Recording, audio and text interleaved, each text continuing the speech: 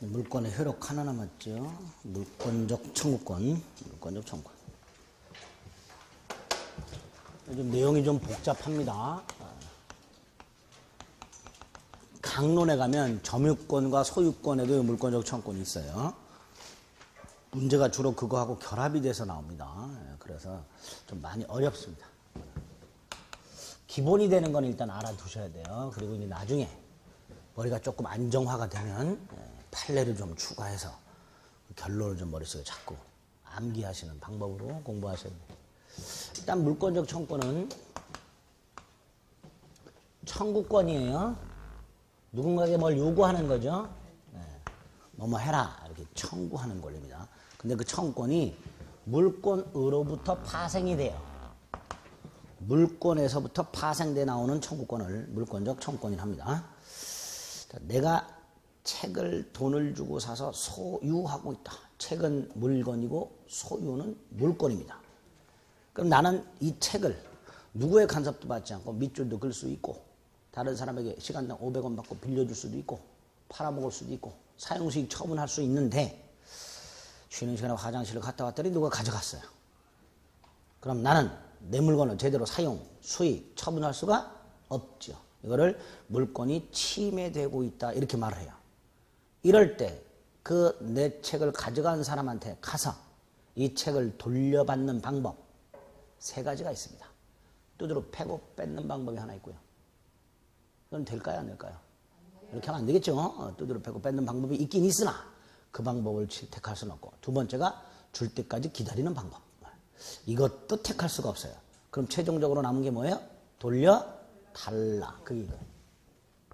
그 돌려달라고 근거 뭐예요? 그 사람이 네가 뭔데? 그럼 이 책 내 거다 라고 말을 하겠죠. 결국 내 책에 대한 소유권의 기초에서 돌려달라고 요구하는 권리가 있게 됩니다. 그런 걸 물권적 청구권이라고 해요.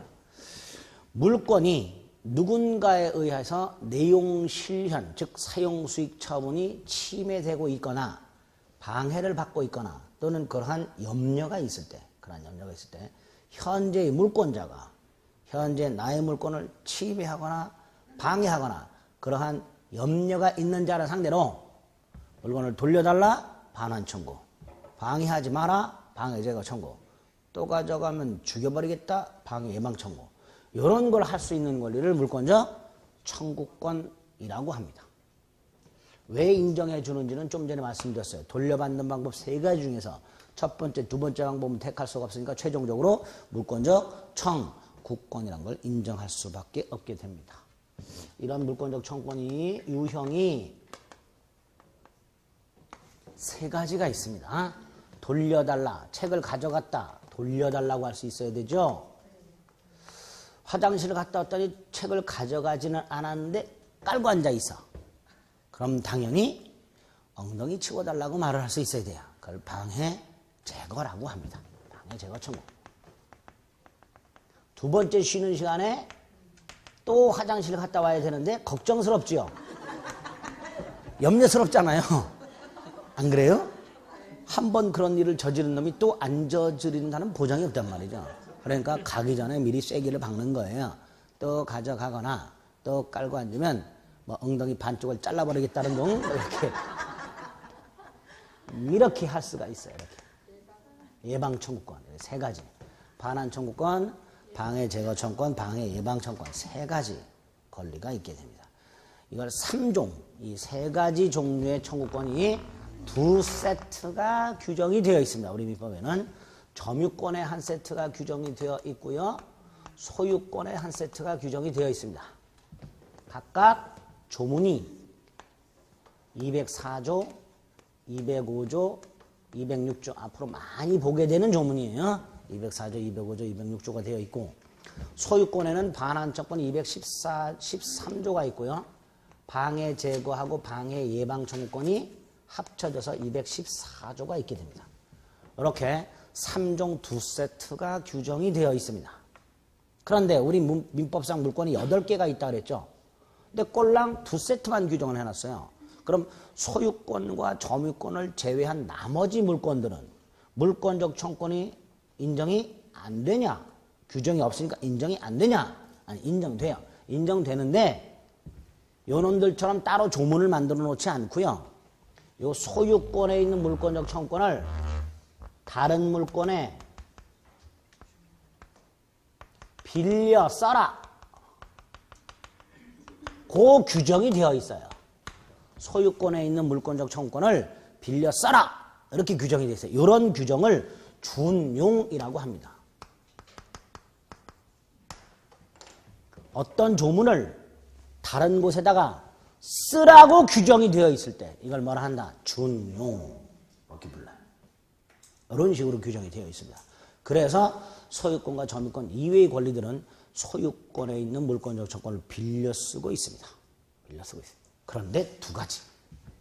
첫째, 유치권이라는 물권, 질권이라는 물권. 질권은 전당포 주인, 유치권은 나중에 뒤에서 봐요. 이 유치권과 질권은 빌려 써라 라는 규정이 없어요. 빌려 써라 라는 규정이 없어요. 그러면 따로 물권적 청구권 규정도 없고 소유권에 있는 물권적 청구권을 빌려 쓰라는 규정도 없으니까 결국 유치권이나 질권은 설령 이 물권이 침해되더라도 물권적 청구권이라는 걸 행사할 수 없다라는 문제가 생겨요. 근거 규정이 없으니까. 그래서 학자들은, 대법원이나 학자들은 요 놈은 해석상 인정을 해줘요. 질권 규정을 해석해서 질권에 이런 규정이 있는 거 보니까 이거는 소유권에 있는 물권적 청구권을 갖다 써야 되겠구나. 이렇게 해석을 해줘요. 규정에는 없으나 해석상 인정해 줍니다. 요거 명문 규정에서 물권적 청구권이 인정된다라고 출제가 된 적이 있어요. X, 명문 규정을 통해서 인정되는 게 아니라 해석을 통해서 인정해 줍니다. 반면에 요 놈은 물권적 청구권이 인정이 안 돼요. 유치권은. 그래서 우리 민법상 물권 중에서 물권적 청구권이 인정되지 않는 유일한 권리, 그게 유치권입니다. 그럼 유치권은 침해되면 어떻게 될까? 걱정 안 해도 됩니다. 유치권이 침해가 되면요, 반드시 동시에 점유권도 침해가 돼요. 왜인지는 나중에 유치권 뜻에서 나옵니다. 유치권이 침해되면 반드시 뭐도 침해된다? 점유권도 침해됩니다. 그러니까 유치권이 침해되었을 때는 굳이 유치권의 물권적 청구권을 인정할 필요가 없어요. 동시에 점유권이 침해되기 때문에 점유권에 의한 물권적 청구권을 행사하면 됩니다.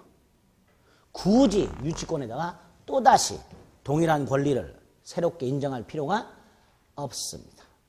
어쨌든 유치권은 물권적 청구권 자체가 인정되지 않는다. 이렇게 됩니다. 않는다. 두 번째로 지역권이라는 물권과 저당권이라는 물권은, 지역권과 저당권이라는 물권은 둘 다 공히 물건을 점유를 하질 않아요. 갑이 아파트를 담보로 은행으로부터 대출을 받고 은행 이름으로 아파트에다 저당권을 설정했을 때 은행이 그 아파트 들어와 사냔 말이죠. 아니죠. 돈 빌린 채무자가 여전히 살아요. 결국 은행은 저당권을 갖고 있어도 그 저당권의 객체인 갑소유 아파트를 점유하지를 않아요. 점유를 하지 않으니까 뺏길 일은 없어요. 뺏길 일이 없으니까 돌려달라고 할 일도 없습니다. 뺏길 일이 없으니까 돌려달라고 할 일도 당연히 없게 됩니다. 그래서 지역권하고 저당권은 요 213조 요거는 필요 없어요. 요것만 갖다 씁니다. 그 말은 지역권이나 저당권의 경우에 물권적 청구권 자체는 인정되지만 그 물권적 청구권 중에서 반환 청구권만 인정이 안 됩니다. 방해 제거하고 방해 예방 청구권만 인정이 됩니다. 이렇게 우리 민법이 물권적 청구권의 유형을 만들어 놓고 다른 물권에 이렇게 빌려 쓰도록 하는 이런 구조를 취하고 있습니다. 여기까지 됐죠? 자, 이런 물권적 청구권은 물권의 성질과 채권의 성질을 다 가지고 있어요. 이 성질입니다. 몰라도 돼요. 나중에 할 거예요.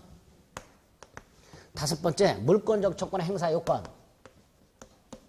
어떨 때 물권이 행사될 수 있는가? 물권적 청구권이. 물권이 침해되거나 방해되거나 방해될 염려가 있을 때 이게 행사 요건이겠죠. 물권이 침해되거나 방해를 받고 있거나 그럴 염려가 있을 때 행사할 수 있는데 문제는 이 침해되거나 방해되거나 이런 물권이 침해되는 원인 이게 뭐냐의 문제가 생겨요. 행사요건에서는. 예를 들어서 갑이 옥상에다가 빤스를 널어놨는데 유일한 빤스에 자기 거. 근데 이게 바람에 이렇게 휙 넘어갔어요. 을소유 집으로. 갑은 빤스 소유권이 침해당하고 있죠. 침해라는 게 뭐예요? 사용수익 처분을 못한다 이런 뜻이에요. 갑이 을소유 집에 몰래 들어와서 가져갈 수 있어요? 없어요? 안 되죠. 몰래 들어가는 순간 주거 침입에 의해서 국가가 제공하는 맛있는 콩밥과 함께 은팔찌를 차게 됩니다. 그러니까 갑은 을소유 집에 들어가지 못하고 문을 두드린 다음에 을에게 뭐라고 할 수 있어요? 빤스 돌려주세요. 그게 물권적 청권이에요. 그런데 을이 잘못을 한 게 있어요? 없어요? 없어요. 갑의 빤스 소유권이 침해될 때 을에게 잘못이 없어요. 즉 갑의 그 권리가 침해되는 원인이 누구에게도 잘못이 없는 경우에 이걸 불가항력적 침해라 합니다. 이런 불가항력 침해의 경우에도 빤스 돌려달라고 할 수 있는 거예요. 당연한 거예요. 반면에 을이 만약에 몰래 이 빤스를 가져갔어요. 이 을을 우리가 전문용어로 뭐라고 할까요? 변태 이렇게 부르겠죠. 남의 빤스를 왜 가져가 이 자식이.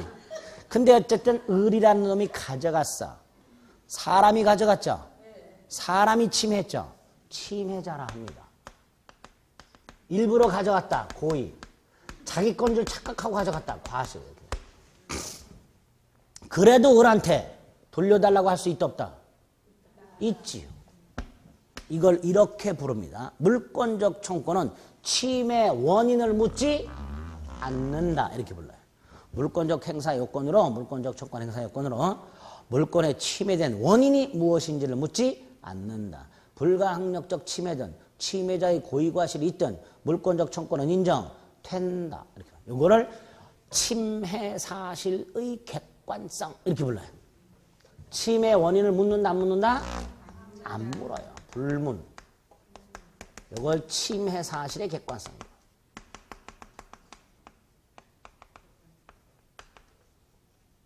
물권이 침해가 된다는 사실, 방해를 받고 있다는 사실, 그러한 염려가 있다는 사실만으로 물권적 청권은 인정된다. 이걸 침해 사실의 객관성 이렇게 부릅니다. 여기에 이제 추가되는 문제가 생겨요. 얘가 아까 빤스가 유일하게 하나 있다 그랬죠. 근데 밖에 나가서 계약을 해야 될 사정이 생겼어요. 근데 얘는 노빤스로는 절대로 안 나가. 밖에 못 나갔어. 중요한 계약을 놓쳤어. 그럼 갑에게 뭐가 생겼어? 손해. 그럼 당연히 빤스 돌려달라 이외에 별도로 손해 배상을 청구할 수 있느냐의 문제가 생기는데 바람에 의해서 넘어갔을 때는 을에게는 아무런 잘못이 없으니까 당연히 손해배상 따위를 청구할 수는 없겠지만 을이 가져갔다면 을에게는 별도로 손해배상을 청구할 수 있다까지가 될 거예요. 그래서 물권적 청권 행사 요건과 관련하여 물권적 청권은 침해 원인을 불문한다는 거 하나 하고 두 번째로 이렇게 침해자의 고의과실이 있다면 물권적 청권 외에 플러스 그 침해자에게 모두 요구할 수 있다. 손해배상까지도 청구할 수 있다. 물권적 청구권과 손해배상 청구는 침해자의 고의과실이 있는 경우에는 병존하고 중첩적으로 행사할 수 있다까지가 침해 원인에서 기억을 좀 해주실 필요가 있습니다. 여기까지가 일단 여러분들이 입문과정에서 보셔야 될 내용인데 조금 추가해서 누가 행사할 수 있으며 누구에게 행사할 수 있는가의 문제가 있어요. 이건 조금 복잡합니다. 복잡한데 가장 기본이 되는 것만 생각을 할게요. 누가 행사할 수 있냐면 현재의 물권자가 행사를 해요. 당연합니다. 현재 물권이 없는 사람은 물권적 청권을 행사할 수가 없을 거예요. 두 번째로 누구에게 행사하는가? 현재의 점유자에게 합니다. 딱 이 두 가지는 지금 머릿속에 좀 기억을 해두세요. 그 다음에 이게 점유권이나 소유권에 가면 이 사람들이 쭉 나와요. 누가 행사할 수 있다 없다. 누구에게 행사할 수 있다 없다 이런 게 쭉 나와요. 요거 가지고 이제 시험 문제를 푸는 거예요.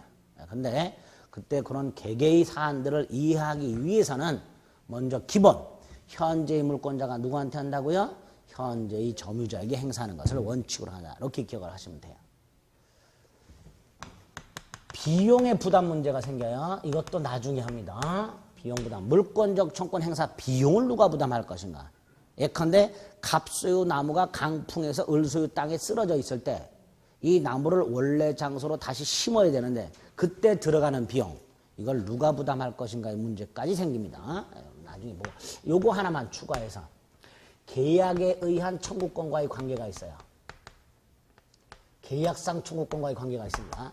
아까 요 경우에는 갑과 을이 미리 계약을 한 적이 없지요. 빤스 날아간 사건에서는 갑과 을이 야, 내 빤스가 혹시 니네 집으로 날아가면 돌려주기로 한다. 이런 계약을 한 적이 없어요. 그러니까 이런 경우에는 물권적 청구권만 인정이 되겠지만 만약에 갑과 을 사이에 계약이 있는 경우 갑이 을에게 자전거를 2시간에 10,000원을 받고 임대를 했어요. 계약이 있죠. 첫째, 아직 2시간이 되질 않았다. 갑과 을 사이의 임대차 관계가 여전히 존재한다. 즉 계약 관계가 존속하는 동안에는 갑은 을에게 자전거를 돌려달라고 할 수가 없지요. 당연히.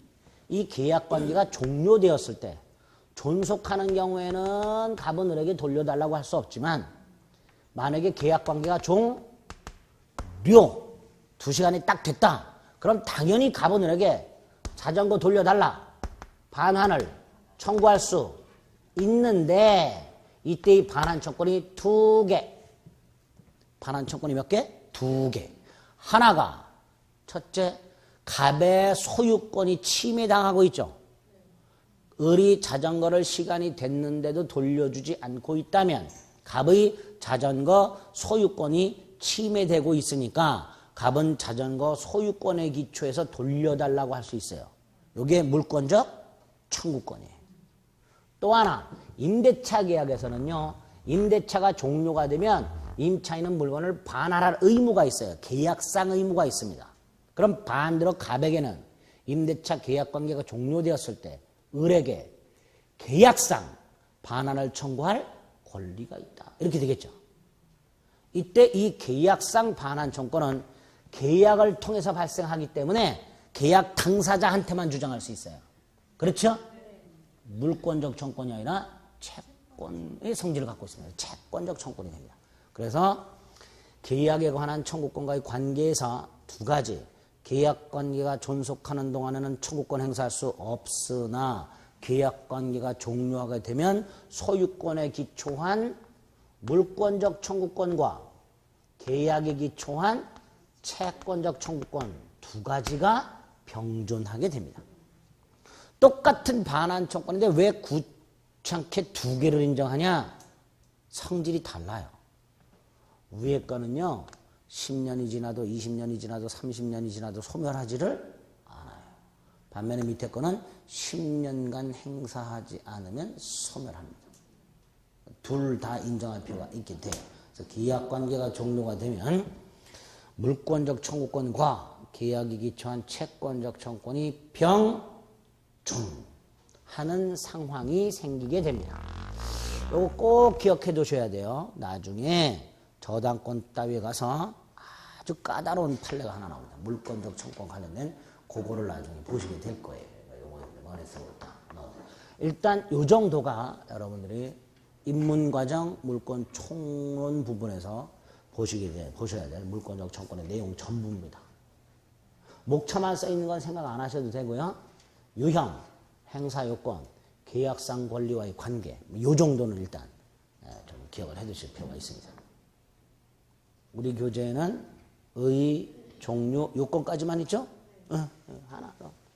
계약상 권리와의 관계 여기까지 같이 기억을 해주시면 여기까지가 물권 총론 중 물권 일반론에 관한 내용이에요. 간단하죠?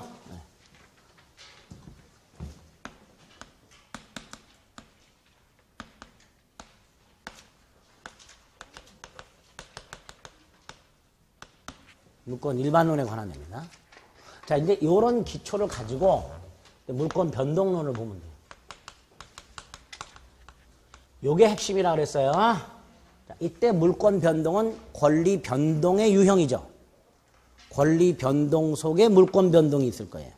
이때 권리 변동은 권리의 발생, 변경, 소멸을 말했습니다. 그럼 결국 물권 변동이라는 것도 물권의 발생, 변경, 소멸을 말할 거예요. 이때 권리 변동은 우리가 첫날 봤어요. 법률 효과라고. 그렇죠? 권리 변동 이꼴 법률 효과라고 그랬어요. 그 다음에 이 법률 효과를 발생시키는 원인이 있었어요. 그걸 법률 요건이라고 그랬습니다. 그 법률 요건이 두 개가 있었어요. 법률 행위와 법률 규정. 그럼 여기도 마찬가지예요. 물권을 변동시키는 원인 두 가지가 있을 거예요. 계약과 같은 법률 행위가 있을 거고 상속과 같은 법률 규정이 있을 거예요. 법률 행위와 법률 규정, 물권 변동의 원인이 두 가지가 있게 됩니다. 그 다음에 우리 민법은 기준을 하나 적셔야 합니다. 객체. 물권의 객체. 물건이라고 그랬죠? 네? 그 물건 중에서 아까 뭘 봤어요? 부동산과 동산. 왜 봤을까? 조문이 이렇게 나눠져 있어요.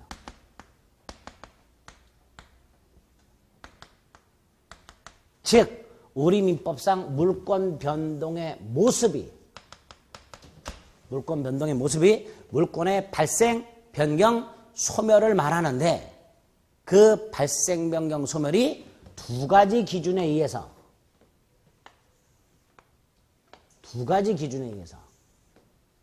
이렇게 나눠져 있어요. 총 4덩어리. 법률 행위에 의한 부동산 물권 변동, 법률 규정에 의한 부동산 물권 변동, 법률 행위에 의한 동산 물권 변동, 법률 규정에 의한 동산 물권 변동. 이렇게 4가지 유형으로 우리 민법이 규정을 해놨습니다. 아까 185조가 물권 법정주의였죠?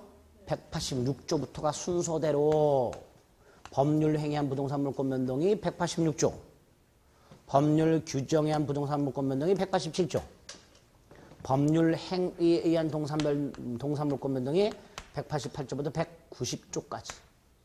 그리고 나머지 191조부터 쭉 이런 식으로 물권 변동과 관련된 모습이 우리 민법상 순서대로 규정이 되어 있습니다.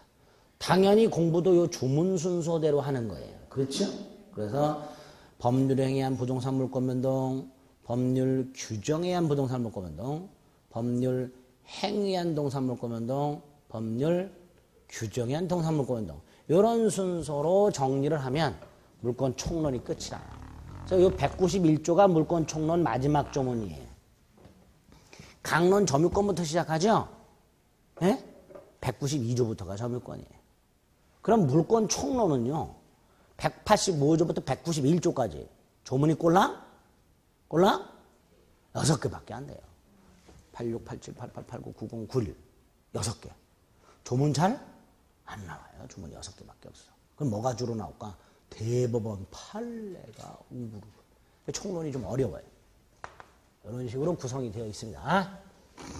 일단 뼈대를 잡고 이런 물권 변동과 관련된 기본적인 원칙을 몇 가지 보셔야 돼요. 원칙. 물권 변동과 관련된 몇 가지 원칙을 보셔야 돼요. 첫째가 공시의 원칙과 공신의 원칙을 좀 이해해서 머릿속에 넣으셔야 돼요.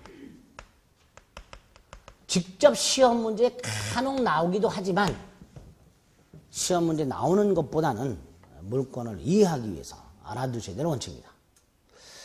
먼저 공시의 원칙 중에서 공시라는 것은 쉽게 생각하세요. 여러분들 책에다 이름 써놓으신 분 있죠? 그게 뭐예요? 이 책은 내 거다라는 걸 외부에 알리는 거죠. 그걸 공시라 합니다. 물권의 변동 과정 및 물권자가 누구인지를 대외적으로 알리는 것을 공시라 합니다. 이 공시를 어떤 방법으로 할까? 공시 방법. 부동산은 등기를 통해서 공시하고요. 동산은 점유를 통해서 공시합니다. 그래서 부동산은 등기된 자가 권리자, 추정을 받는 거고요. 동사는 점유하고 있는 자가 권리자로 추정을 받는 거예요. 이렇게 부동산은 등기, 동사는 점유라는 공시 방법이 있고 아까 일물일권주의 예외에서 명인 방법이라는 게 있었죠. 이름표 붙이는 거. 그것도 공시 방법이에요. 다만 그 명인 방법은 법이 인정하는 건 아니고 판례, 즉 관습법으로 인정되는 공시 방법입니다. 어쨌든 이런 공시 방법을 만들어 놓고 그 다음에 이걸 만들어 놨는데 국민들이 안 지키면 안 되죠. 만들어 놓고 예컨대 부동산 물권은 등기하라 이런 원칙을 세워야 되죠. 그게 공시의 원칙이에요. 그게 공시의 원칙이에요. 등기하라. 예. 등기하라. 이게 공시의 원칙이에요. 그런데 우리나라 사람들 하라 그러면 징그럽게 안 합니다. 다른 나라 사람보다도 더 하네요. 뭘 하라 그러면 죽어도 안 해요. 전 세계에서 아마 우리나라 사람들이 제일 그게 드세일 거예요. 그렇죠? 제가 지난주에도 말씀드렸죠? 안 드렸나? 영국에 있는 사람이 우리나라 사람의 대한민국 사람들의 가장 큰 특징. 전 세계에서 기가 제일 세다.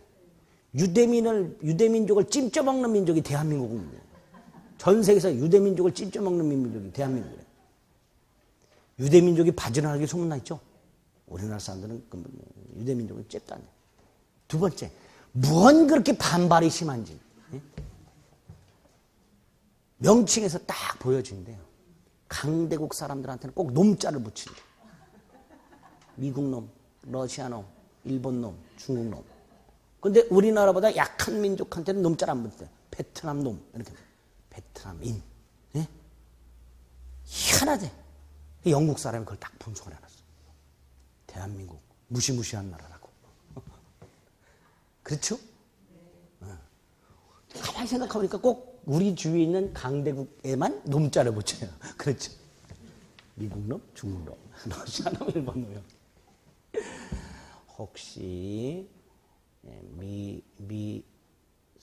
중일에 친인척이 있는 분들은 죄송합니다. 그렇다는 거예요. 영국 사람이 그렇게 말을 했다는 거지. 제가 그렇게 말합니다. 어쨌든 뭐뭐 하라 그러면 안 한단 말이죠. 그러니까 하게 하는 방법이 필요하죠. 그걸 공시원칙의 관철 방법이라고 그래요. 하게 하는 방법. 공시원칙을 지키게 하는 방법. 두 가지가 있어요. 성립요건주의라는 게 있고 대항요건주의라는 게 있습니다. 듣기만 하면 돼요, 이거는. 자, 요거 가지고 비교를 좀 해봅니다. 갑과 을이요. 1월 10일 날 갑이 갖고 있던 101호 아파트를 매매를 합니다. 1월 10일 날 101호 아파트를 매매 계약을 했고요. 1월 20일 날 갑은 을에게 등기 서류 및 열쇠를 넘겨줬고요. 을은 갑에게 대금을 지급합니다. 근데 1월 20일이 금요일이고요. 이게 6시에 주고받았어요. 등기소 가봐야 문 닫았죠. 토요일 날 안 열죠.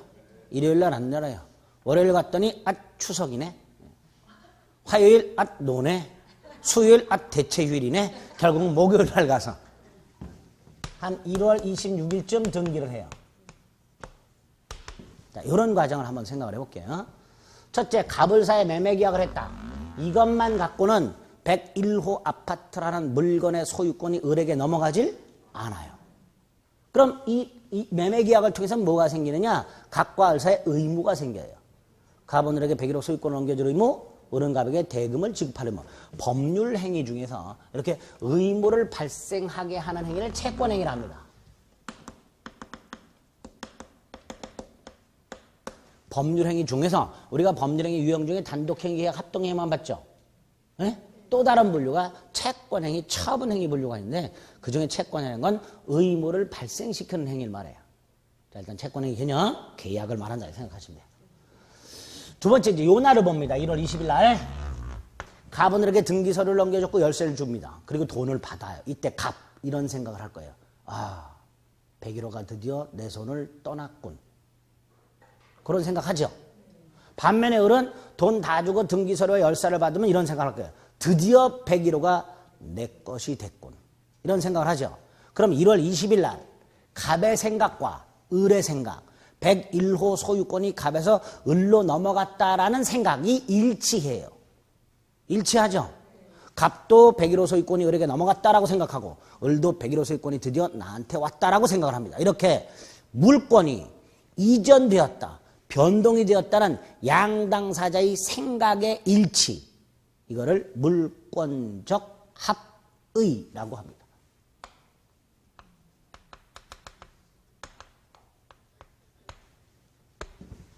물권적 합의. 자, 이때 이 물권적 합의가 있으면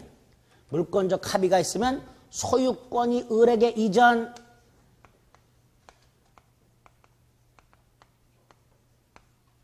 요렇게 보는 게 요거예요. 을이 아직 등기 안 했죠. 근데 요건 문제가 생겨요. 을이 1월 20일 날 가족들을 데리고 여길 가봅니다. 1월 20일 날 밤에 딱 따고 돌아서 이 집이 오늘부터 우리 집이야, 이렇게 말을 하죠. 그렇죠? 을은 지금 그런 생각을 하고 있어요. 그런데 애가 물어봐. 아빠 등기했냐고. 아빠 등기했어? 했어요, 안 했어요? 안 했지. 그러니까 안 했는데 그랬더니 애가 안 믿어. 그럼 아직 우리 거 아니지. 그렇죠? 그래서 아빠가 무슨 소리야, 돈 다 줬고 봐라, 등기서류 있고 열쇠까지. 애가 안 믿어. 등기부를 애가 보여줘. 아빠 봐, 아직 갑의 이름도 있잖아. 그럼 아직 우리 거 아니지. 애가 믿질 않아. 그래서 아버지 을이 나중에 1월 26일 날 등기한 다음에 애한테 보여줘. 봐라 이 자식아, 이렇게. 그럼 등기가 뭐예요? 애에게 내 거다라고 주장하는 요건이 되는 거예요. 즉 등기가 제3자에게 주장하기 위한 요건이라 해서 대항요건이라고 불러요. 대항요건주의는 등기를 안 해도 당사자의 물권적 합의만으로 소유권이 이전이 되되, 단 제3자에게 소유권을 주장하려면 등기를 하라. 이게 대항요건주의. 여기까지 됐죠? 반면에 성립요건주의는 아니다, 이것만으로는 물권이 이전되지 않는다, 등기까지 해야 을이 소유권을 취득한다. 즉 등기는 물권 변동을 성립시키는 요건이다. 등기는 물권 변동을 성립시키는 요건이다. 이게 성립요건주의. 차이가 뭐예요? 등기를 해야 소유권을 취득하는가, 아니면 등기를 해야 제3자에게 주장할 수 있는가, 이런 차이가 있어요. 결정적으로 요 사이에 달라져요. 물권적 합의가 있은 때부터 공시방법을 갖출 때까지 성립요건주의는 여전히 갑소유예요. 그렇죠?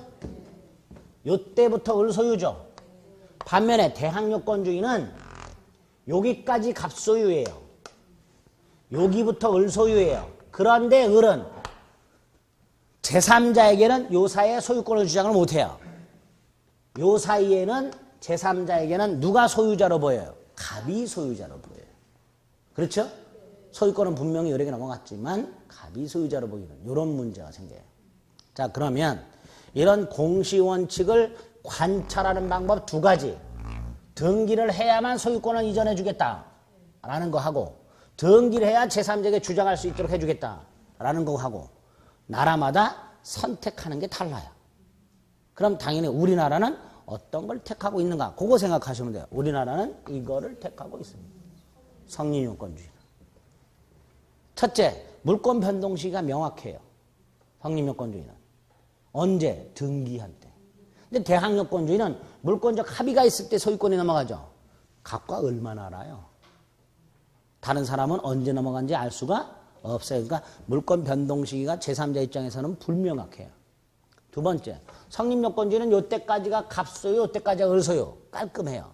근데 대항요건주의는 요 사이에, 갑을 사이에서는 소유권이 을에게 이미 넘어왔지만 제3자에 대한 것은 아직 갑이 소유자. 그래서 법률 관계가 조금이라도 복잡해지겠죠. 이런 단점이 대항요건주의는 있습니다. 그래서 우리나라는 성립요건주의를 취한다. 그러면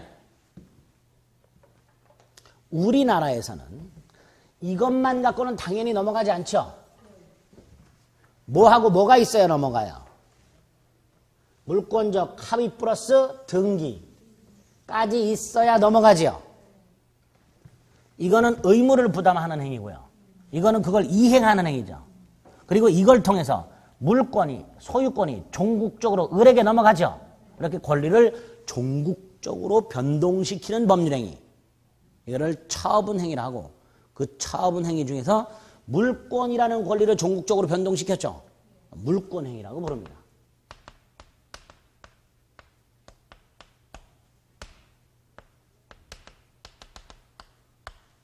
우리나라에서.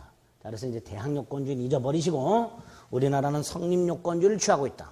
그래서 계약을 하는 것은 의무를 부담하는 행위로서 채권행위고 물권적 합의와 공시방법까지 갖추면 물권이 변동이 되니까 물권적 합의 플러스 공시방법. 이게 뭐가 된다? 물권행위가 된다. 그래서 매매와 같은 법률 행위를 통해서 부동산 물권이 변동되는 경우에는 채권행위와 물권행위가 결합이 되어 있습니다. 채권행위와 물권행위가. 동산 같은 경우에는 채권행위와 동시에 물권행위가 이루어져요. 물건 주세요 그러면서 돈 주죠. 상대방은 네 그러면서 물건을 줘요. 물건 주세요 내라는 계약과 돈 주고 물건 넘겨받는 물권행위가 동시에 보통 이루어집니다. 동산은. 그러나 부동산은 채권행위와 물권행위가 이렇게 때를 달리하여 따로 행해지는 경우가 보통이에요. 그렇죠? 이렇게 물권행위와 채권행위의 개념이 따로 있다는 것까지 여기서 머릿속에 넣으셔야 돼요. 여기에 공신의 원칙입니다. 공신의 원칙. 공신의 원칙. 공신은 이렇게 쓰고요. 공신은 이렇게 씁니다. 공신은 뭘까? 공신은 갑이요, A 토지 소유자로 등기가 되어 있어요. 공시방법 갖추고 있죠? 갑이 B 노트북을 점유하고 있어요. 현재 이정환이 인강을 보고 있어요. 노트북을 통해서. 을이 봤을 때 당연히 갑이 소유자지라고 생각하겠죠. 을이 갑을 소유자라고 믿을 거예요. 그런데 99% 을이 소유자 맞아. 갑이 소유자일 거예요. 그렇죠? 그런데 아닌 경우도 있어요. 우리나라에서는. 예를 들어서 이 갑이 가장 매수인인 경우, 갑이 가장 매수인인 경우에는 설령 등기를 했다 하더라도 소유권은 취득하지 못하죠. 가장매매는 허위 표시로 무효라고 그랬어요. 그래서 갑이 만약에 가장 매수인이라면 이 등기는 무효가 되고요. 따라서 갑은 권리자가 아니게 됩니다. 두 번째, 이거 갑이 노트북을 빌렸거나 갑이 노트북을 훔쳤거나 갑이 노트북을 주웠거나 그럼 역시 갑은 설령 노트북을 점유하고 있다 하더라도 그래서 다른 사람이 봤을 때 권리자로 보여도 권리자가 아닌 경우가 있을 수 있게 돼요. 이렇게 권리자가 아님에도 불구하고 마치 권리자처럼 등기나 점유 따위 등 공시 방법을 갖추고 있을 때 상대방은 작두를 타지 않는 한 이걸 알 리가 없으니까 갑을 권리자라고 믿게 될 거예요. 그렇죠? 이거를 공신이라 합니다. 요거를 공신이라고 해요. 그래서 공신이란 건 전제가 권리자 아닌 자의 등기나 권리자 아닌 자의 점유가 있다라는 것을 전제로 하는 거예요. 갑이 권리자다. 그러면 이런 공신 문제는 생기지 않아요. 갑이 권리자면 뭐 이런 문제가 생길 리가 없어요. 권리자 아닌 자의 등기나 권리자 아닌 자의 점유. 예를 들어서 갑이 가장 매수인인 경우 또는 이 갑이 도인인 경우 민법은 도둑놈이라 하지 않습니다. 훔칠 도자 써도 도인이라 합니다. 돛 닦는 사람이 아니에요. 도둑놈. 그럼에도 불구하고 을은 권리자라고 신뢰하는 걸 공신한다. 그런데 을이 믿는 것에서 더 나아가서 거래까지 하는 경우 문제가 생겨요. 을이 갑과 거래해서 돈을 넘겨주고 등기를 넘겨받고 노트북에 점유를 설령 넘겨받았다 하더라도 갑은 권리자가 아니기 때문에 을은 권리를 취득할 수 없게 됩니다. 그런 문제가 생기죠. 그러니까 이걸 그대로 두면 을은 갑과 부동산을 거래하거나 동산을 거래할 때 일일이 조사를 다 해야 돼요. 갑이 진짜 권리자인지 아닌지. 부동산은 보통 많이 따지죠. 조사하죠. 근데 동산은 팔아놓은 놈이 진짜 권리자인지 아닌지 일일이 조사해요, 안 해요? 조사를 안 해요. 조사했다가는 큰일 나요. 예를 들어서 갑이 껌을 한 통을 을한테 팔아. 이거 언제 조사하고 앉아있어? 이 껌이 롯데제과로부터 정상적으로 생산이 되었고 정상적인 유통공정을 거쳐서 갑이 롯데라는 그 껌에 대해서 처분 권한을 가지고 있다는 걸 언제 일일이 다 조사하고 있어. 그거 조사하다가 껌 한 통 살려면 한 2주일 걸려. 그러니까 고민을 하는 거예요. 이걸 믿고 거래했을 때 그냥 조사 안 해도 을이 권리를 취득할 수 있도록 해줘야 되지 않을까. 이런 생각을 하겠죠. 그걸 공신의 원칙이라고 해요. 이걸 믿고 거래한 사람을 보호하는 원칙을 뭐라 한다? 공신의 원칙이랍니다. 이때 우리나라 부동산 인정한대. 동산 인정돼. 부동산에서 공신의 원칙이 인정 안 된다는 게 무슨 뜻이에요? 등기가 무효인데 그걸 유효라고 믿고 거래했다 하더라도 권리를 취득할 수 없다. 앞에서 여러 차례 말씀드렸죠. 이중매매에서 제2매매가 반사의 질성으로 무효가 되었을 때 제2매수인 등기는 무효니까 제 매수인과 거래한 자는 선의가 됐든 악의가 됐든 소유권을 취득할 수가 없다 그랬어요. 그 이유가 여기에 있어요. 우리 민법은 부동산만큼은 등기를 믿은 자보다 실제 권리자를 더 보호하는 원칙이에요. 실제 진정한 권리자를 더 보호해요. 반면에 동산은 거래 신속이 중요하죠. 빠르게 거래가 이루어져야 되잖아요. 그래서 일일이 조사하지 마라. 너는 무조건 보호를 해주겠다. 동산에는 공신의 원칙을 인정하고 있습니다. 그래서 만약에 을이 갑으로부터 노트북을 샀는데 갑이 도둑놈인 경우에 을이 그 사실을 모르고 샀다면 을은 소유권을 즉시 취득할 수 있는 동산 선의 취득이라는 제도가 우리 민법에 규정이 되어 있습니다. 부동산에는 선의 취득이라는 게 없어요. 그런 제도가. 이 선의 취득이라는 제도 자체는 선인 경우 취득한다는 뜻이 아니에요. 선의 취득이라는 제도 자체가 있어요. 그 선의 취득이라는 제도는 어디에만 적용된다? 동산에만 적용된다.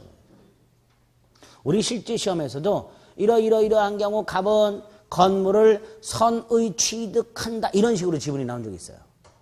건물을 선의 취득한다, 토지를 선의 취득한다, 무조건 죽 꺼야 돼요. 무조건 죽 꺼야 돼요. 선의 제3자 보호 규정이 있어도 선의 취득한다라는 말 자체는 틀린 지문이 됩니다. 부동산에는.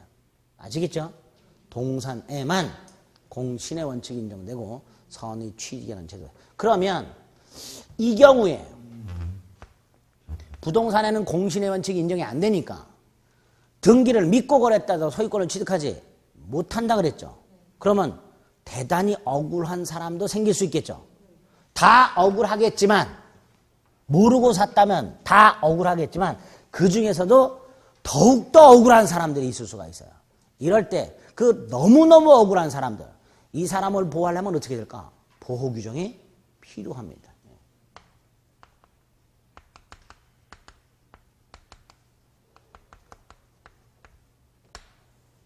제3자 보호 규정이 따로 필요해요. 그래서 우리가 앞에서 봤던 선의의 제3자에게 대항하지 못한다. 이런 조문은 부동산에서만은 공신의 원칙을 인정하지 않는 우리 민법상의 결함. 어떤 결함이에요? 선의의 제3자가 소유권을 취득하지 못하는 결함. 그 결함을 보완하기 위한 특별 규정이다 라고 우리 대법원이 봅니다. 그래서 이런 제3자 보호 규정이 있을 때에만 보호를 받아요. 이런 규정이 없으면 원칙으로 돌아가서 부동산 등기를 아무리 믿고 거래했다 하더라도 그 등기가 무효라면 소유권을 취득할 수가 없게 됩니다. 이렇게 공시의 원칙과 공신의 원칙이 개념, 그리고 특히 공신의 원칙에서 우리나라에서는 부동산에 대해서는 공신의 원칙을 인정하지 않는다 라는 말을 써요. 여기까지 됐죠? 두 번째가 요 좀 전에 봤던 채권행위와 물권행위의 관계. 요거 머릿속에 넣으세요. 채권행위와 물권행위 관계. 아까 동산의 경우에는요, 채권행위와 물권행위가 보통 동시에 이루어진다 그랬죠. 그랬죠? 돈을 주면서 무슨 물건 주세요? 뭐 담배 한 갑 주세요. 그러면 상대방은 네 그러면서 돈 받으면서 담배를 건네줍니다. 이렇게 동산 거래에서는 채권행위와 물권행위가 동시에 이루어지기 때문에 큰 문제가 없는데, 이 부동산의 경우에는요, 이렇게 채권행위와 물권행위가 시간을 달리해서 이루어지는 경우가 있어요. 있죠? 이럴 때 이런 문제가 생기게 됩니다. 1월 10일 아파트 매매 계약을 할 당시에 갑이 만취해 있었어. 또는 갑이 차고가 있었어요. 그럴 수 있죠? 등기를 넘겨주고 열쇠를 넘겨주고 돈을 받고 여기까지. 이때는 갑이 술이 다 깼어요. 차고도 없어요. 그러면 채권 행위에만 무효나 취소 사유가 존재해요. 그냥 쉽게 술 찬 것만 생각할게요. 이날 술이 만땅. 의사 무능력자. 그 의사 무능력자의 법률 행위는 무효. 그런데 이날과 이날, 이때는 갑이 이미 여명 808을 몇 병 드링킹했기 때문에 술이 다 깬 상태예요. 그럼 이날은 물권행위에는 무효사유가 있다 없다? 없다. 여기에만 무효사유가 있고 여기는 무효사유가 없다. 이럴 때 이거는 당연히 무효겠지만 이것도 무효냐 이 문제가 생겨요. 그렇죠? 만약에 이거는 무효지만 이게 무효가 아니라면 매매계약은 없는데 소유권은 넘어가는 이상한 현상이 벌어져요. 그렇죠? 반면에 이것도 무효고 이것도 무효라면, 아니 물권행위에는 무효사유가 없는데 왜 이게 무효냐, 이렇게 반발하는 사람들도 당연히 생길 수 있게 됩니다. 그렇죠? 보는 시각에 따라서 법이란 게 그래요. 이렇게 생각하면 이게 옳은 것 같고 저렇게 생각하면 저게 옳은 것 같고. 그래서 법을 순록피대전이라고 옛날에 고사성어부터 불렀어요. 순록피대전이 뭐예요? 순록 껍데기에 법을 적어놨어요. 이렇게 늘리면 이렇게 보여. 이렇게 늘리면 이렇게 보여. 그게 법이에요. 이럴 때는 이런 것 같고 저럴 때는 저런 것 같고. 그러니까 법을 공부하다 보면 항상 의문이 생겨요. 이럴 때는 어떻게 되지? 쟤는 어떻게 될까? 이런 경우는 어떻게? 의문을 갖는 분들이 분명히 있어요. 제가 그거 생각하지 말자. 생각의 나래를 펼치기 시작하면요, 법에 늪에 빠져. 그래갖고 삼천포로 막 가요. 근데 어쨌든 지금 이런 경우에도 분명히 두 가지 생각을 할 수가 있는 거예요. 그렇죠? 이게 무효인데 이게 유효라면 계약도 없이 소유권이 넘어간 꼬라지가 되는 거고, 반면에 아니 여기에는 무효 사유가 있지만 여기는 없지 않냐, 왜 이것까지 무효로 만드냐 라고 주장하는 사람도 있을 수 있게 될 거예요. 이렇게 학설이 여러 개가 대립되는데 우리는 그런 거 다 필요 없고 우리 대법원만 생각하면 돼요. 자, 우리 대법원은 지금 채권행위하고 물권행위가 날짜를 달리해서 따로따로 해줬죠. 따로따로 이루어졌다 하더라도 요놈과 요놈은 하나의 행위다라고 봐요. 우리 대법원은. 뭐라고 본다고요? 하나의 행위. 이걸 물권행위의 독자성 부정. 이게 우리 대법원 판자의 약자예요. 대법원 판례 약자예요. 우리 대법원은 하나의 행위 이렇게 봐요. 하나의 행위니까 이게 무효라면 당연히 모두 무효. 물권행위도 당연히 무효.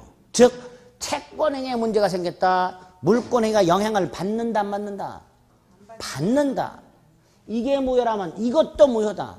채권행위에 문제가 생겼다. 물권행위도 당연히 영향을 받는다. 이걸 유인성이라 합니다. 여기 우리 대법원이에요. 독자성을 부정하고 유인성을 취합니다. 그러면 계약을 했고 등기까지 넘겨줬는데 나중에 무효라는 사실이 밝혀졌어요. 계약이 무효라는 사실이 밝혀졌어요. 그럼 뭐도 무효가 돼요? 등기도 무효가 돼요. 등기가 무효가 되니까 을은 소유권을 취득할 수가 없어요. 그래서 소유권은 갑에게 복귀합니다. 다시 말해서 설령 을에게 등기가 넘어갔다 하더라도 소유권이 을에게 넘어간 적이 없었던 게 돼버려요. 이렇게 등기를 넘겨준 후에 계약이 무효임이 밝혀지거나 또는 계약을 취소를 하거나 계약을 해제를 해버리면 물권행위도 무효, 취소, 해제된 걸로 보기 때문에 을에게 이전되어 있는 등기를 말소하지 않아도 소유권은 누구에게 되돌아온다? 갑에게 되돌아와요. 그래서 갑은 을에게 앞에서 봤던 물권적 청구권, 소유권은 누구한테 되돌아와 있는데? 갑에게. 등기는 누구한테 남아있어? 을에게. 그럼 갑은 소유권을 행사할 수가 없다는 문제가 생기죠. 그래서 갑은 소유권에 기초해서 을등기 말소를 청구할 수 있다. 이렇게 돼버려요. 여기까지 됐죠? 여기서 끝나면 괜찮은데 을등기가 말소가 되기 전에 을이 팔아먹는 경우 문제가 생겨요. 이때 제3자 소유권을 취득할 수 있다 없다? 을과 거래한 제3자 소유권 취득할 수 있다 없다? 없다 그랬잖아요. 없다 그랬잖아. 이런 문제가 생겨요. 우리 대법원에 의할 때 이런 문제가 생겨요. 네? 자, 의사무능력, 선의의 제3자 보호 규정이 없습니다. 따라서 을과 거래한 제3자는 선악불문하고 소유권을 취득할 수가 없습니다. 반면에 착오나 사기 강박을 이유로 취소했어. 이때는 선의의 제3자에게 대항할 수 없기 때문에 을과 거래한 제3자가 선의라면 소유권을 취득하게 됩니다. 이런 차이가 있을 수가 있어요. 네?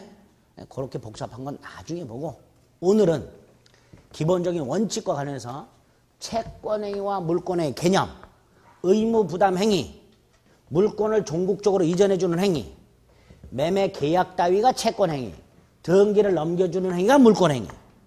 그런데 여기에 문제가 생겼을 때 이게 영향을 받느냐의 문제가 생긴다. 이때 우리 대법원은 하나의 행위고 영향을 받는다라는 입장이다. 그래서 등기까지 넘겨준 후에 채권행위인 계약이 무효나 취소나 해제가 되면 물권행위도 당연히 효력이 상실된다. 그래서 을에게 이전되어 있는 등기를 말소하지 않고도 소유권은 갑에게 복귀 되돌아오게 된다. 여기까지. 네? 그게 우리 대법원 판례의 태도라는 것. 여기까지 기억하십시오. 그래서 물권 변동 관련된 기본적인 원칙과 개념 여기까지 본 거예요. 아무것도 생각이 안 나. 집에 갔더니 괜찮아. 이게 있었고 우리나라는 이거고 이거와 이런 게 있었다. 끝. 네, 그렇게만 기억해도 돼요.